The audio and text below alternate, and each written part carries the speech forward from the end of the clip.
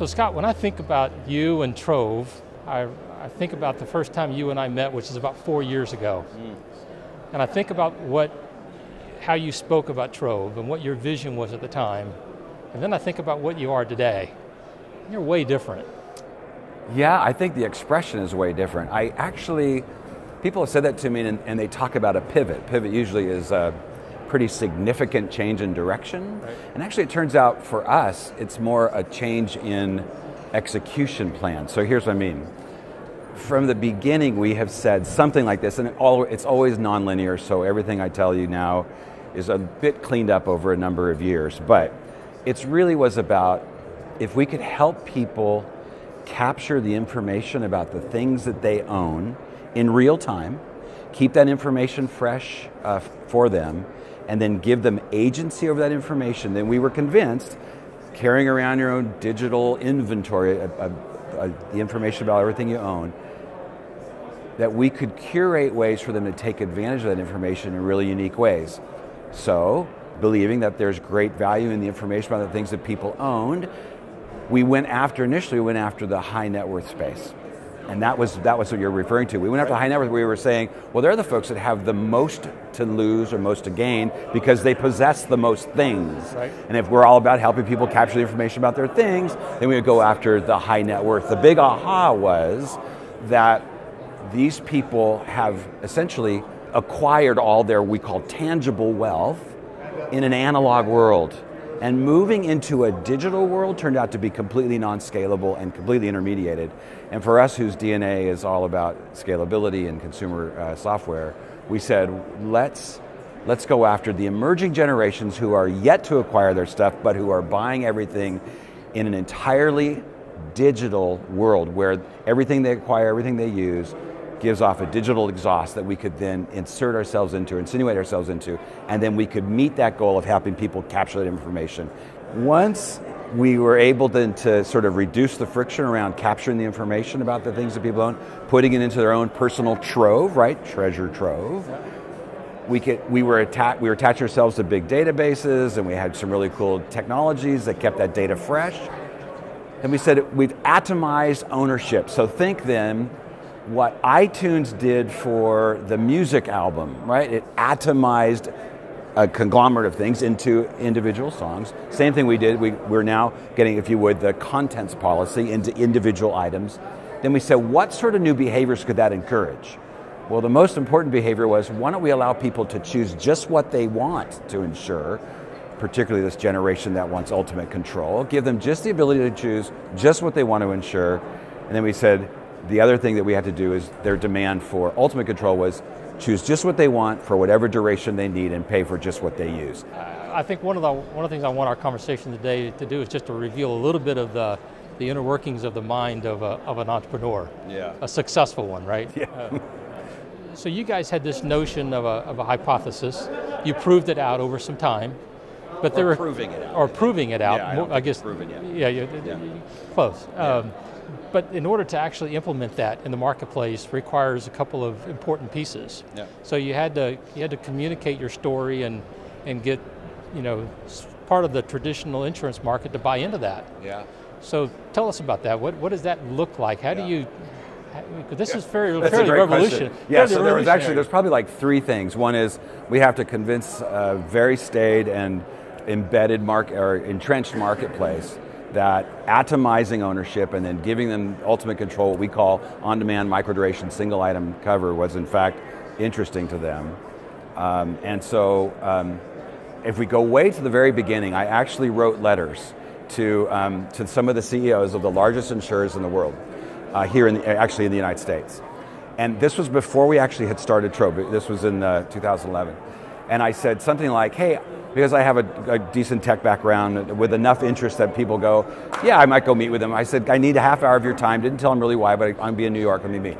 So I got these meetings, I got 3 of them, and I said, kind of at the core of your business, as I understand it, because I don't come from the insurance space, is the insurance to value ratio.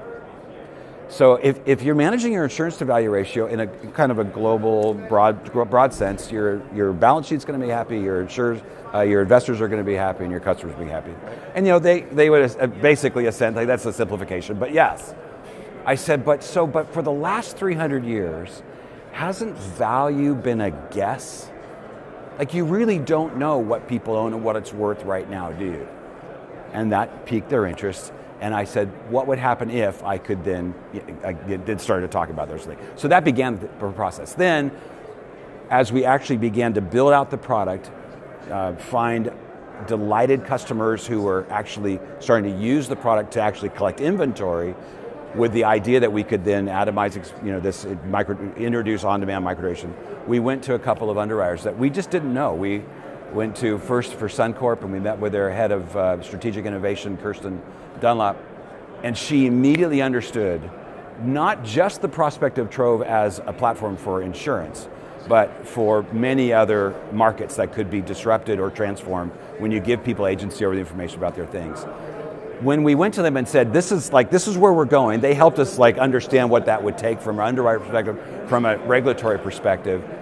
That began to give us the courage it took then to start, committing resources, telling the story broadly to people. We understood a little bit more about how much it was going to cost to build it, what the risks were going to be, what part of the value chain we needed to build, which turned out to be the entire value chain except for capital. Exactly. Literally, Yep. If you want to support this on-demand microdation single item coverage, you had to reinvent everything. Pricing, policy, the insurance itself, like the actual insurance product itself, because we said we're going to first service this new cohort of user who lives their life on a supercomputer in their pocket and has expectations that are completely different than the cohorts of users that have we've been addressing for the last 100 years. So you start this journey 4 years ago. 5 years ago now. 5 years ago, excuse me. Yeah. I've known it 4 years. Yeah. So as it's advanced, how do you maintain a culture of excitement, a culture of innovation? Because you're having to break through some walls along the way, right? Yeah. First, I think the industry, what we're doing in the industry actually invites, like you said, excitement, innovation, because there is such a massive opportunity. And we have found that being sort of in many cases at the leading edge of this, defining language that other people are starting to use, the language that we've used. We're in markets so we can actually point to, like we went to Australia because, and the United Kingdom was a single regulator. We had a really innovative partners in both places with Suncorp and AXA in the United Kingdom. So we could get to market really quickly and start to test these ideas. And just that pace alone, creates a significant internal excitement and leaning forward, and we're all a little bit, a little off center, a little off kilter. Everything's a little akimbo. It's never completely under control, which is actually attracts a type of individual that loves that environment, right? It's like you cannot, and we've seen it. Like we have I call it a healthy immune system in our company. When we thought they did really well in the interview, someone who came in at a particular point in our company. And it turns out that they leaned back into their old corporate muscle memory, and they brought those expectations into a company that is, in fact, requires you to be an individual contributor amongst a strong team. That there's you can't hide anywhere because it's going so fast. We have, I say we have 3 lines of business. We have a B2C business, which is the Trove thing, and we're growing geographically, we're growing categorically, we're growing technologically. We have a B2B2C business, which is emerging, and we're not talking about a lot, but a pure B2B business, which is embedding some of the capabilities. And we're doing that because the opportunities are all there around the world. Like we're in Australia, United Kingdom, we'll be in the United States, which is like being in 50 countries. Yeah. This year and early next year, we're then moving into Canada and in Japan, Germany, France. We'll be in the top 8 countries, and we're the only insurtech in the world that's global. And getting that capability under us, just the ability to spin up from a regulatory perspective, from an operational perspective, even though we're all cloud hosted, localizing the product and getting the unit economics right per country, we can do it under $2 million now for each new territory, which is a fraction of what it can do. Anyway, all that said is that opportunity is the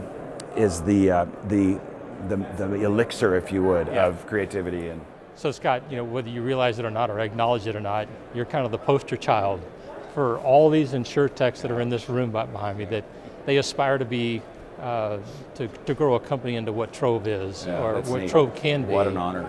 And they aspire to kind of be who Scott Walchek is, and I think that requires us to understand just a little bit of who Scott is. Yeah.